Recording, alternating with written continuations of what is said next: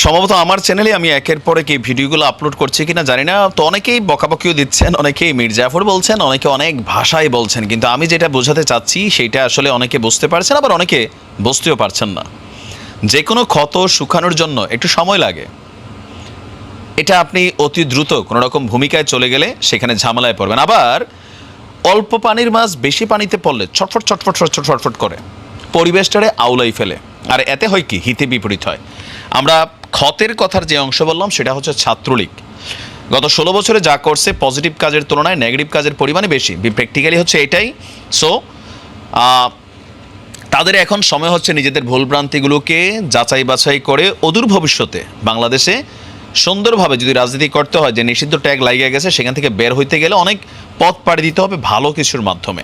আবার আমরা যে বললাম অল্প পানির মাছ, সমন্বয়করা নর্মাল একটা পোলা পানি হঠাৎ করে সমন্বয়ক হইয়া মানে নিজেরাও জানে না কি বলে, বিএনপিকে টার্গেট করে যেভাবে কথা বলে, শেখ হাসিনার কথা তো বাদে দিলাম, বলতে বলতে তো এটা হয়েছেই, জাতীয় পার্টিকে নিয়ে কি বলে, এই যে বিভিন্ন ধরনের কর্মকাণ্ড করে এতে নানান ধরনের ঝামেলা পাকাইছে। তবে সর্বশেষ গত এক সপ্তাহে আমরা যেটা দেখলাম যে দেয়ালে দেয়ালে যে লেখা সমন্বয়করা প্রস্তুত মৃত্যুর জন্য, তবে মৃত্যু না আসলেও কাছাকাছি লেভেলে ভাই সেই লেভেলে অ্যাকশন চলছে। আজকে আমরা বলছি ছাত্রলীগের আরও এক অ্যাকশন, এক সমন্বয়কের বিরুদ্ধে অনেক মারছে ছেলেটারে।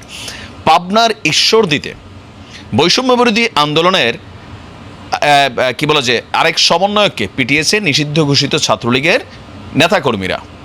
1 মাস আগে কিন্তু একবার একজনকে মারছিল, 1 মাসের মাথায় এসে দ্বিতীয় জনকে ধরলো। রাত 10টার দিকে ঈশ্বরদী সরকারি কলেজের সামনে আপনার যে গেটের সামনে পৌর যুবলীগের সভাপতি আলাউদ্দিন বিপ্লবের ব্যক্তিগত কার্যালয়ের পাশে হামলার এই ঘটনাটি ঘটেছে।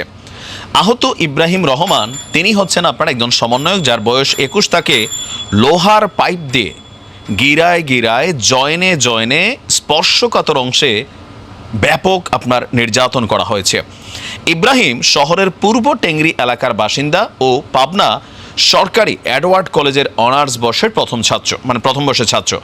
হামলায় অভিযুক্তরা হচ্ছেন নিষিদ্ধ ঘোষিত ছাত্রলীগের পৌর শাখার শাকিল হোসেন ওরফে পাতি শাকিল, রিফাত হোসেন এবং তাদের সহযোগী আর কয়েকজন। পাতি শাকিল সিয়াদায়া আমাদের বাংলাদেশে আবার পোলাপানের মধ্যে এটা একটা ভাব আছে, কানকাটা রমজান, স্ক্রুডিলা উমক, তারপর হচ্ছে পাতি শাকিল, হ্যাঁ চাপাতি উমক থাকে না, বল্টুস উমক, এরকম কিন্তু নাম আছে।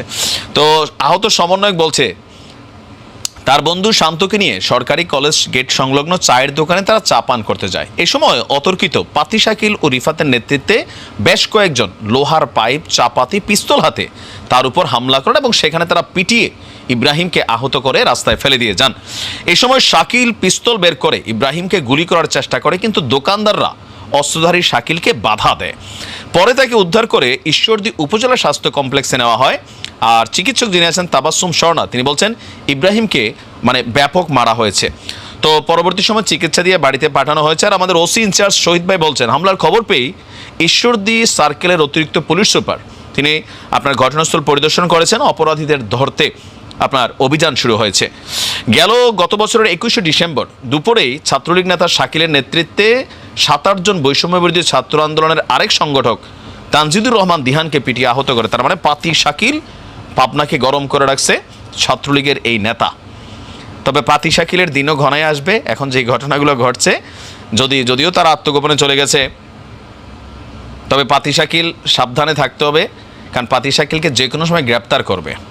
তবে ছাত্রলীগের ভাইদের উদ্দেশ্যে বলি, দেখেন রাজনীতিতে হয়তো আবার কখনো ব্যাক করবেন, কিন্তু একটা ধৈর্যের পথ পাড়ি দিতে হবে, নিজেদেরকে পরিবর্তন করতে হবে, বদলাতে হবে। সহিংসতা কখনোই কোনো ভাষা হইতে পারে না।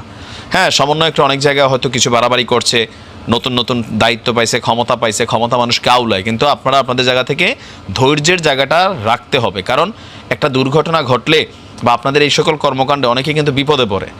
আর সমন্বয়করা যারা হালকা নিচ্ছেন যে ছাত্রলীগ ফিরবে ভয়ঙ্কর রূপে, এগুলো জাস্ট স্টেটাস, কিন্তু এখন পরিণত হচ্ছে এগুলো বাস্তবে।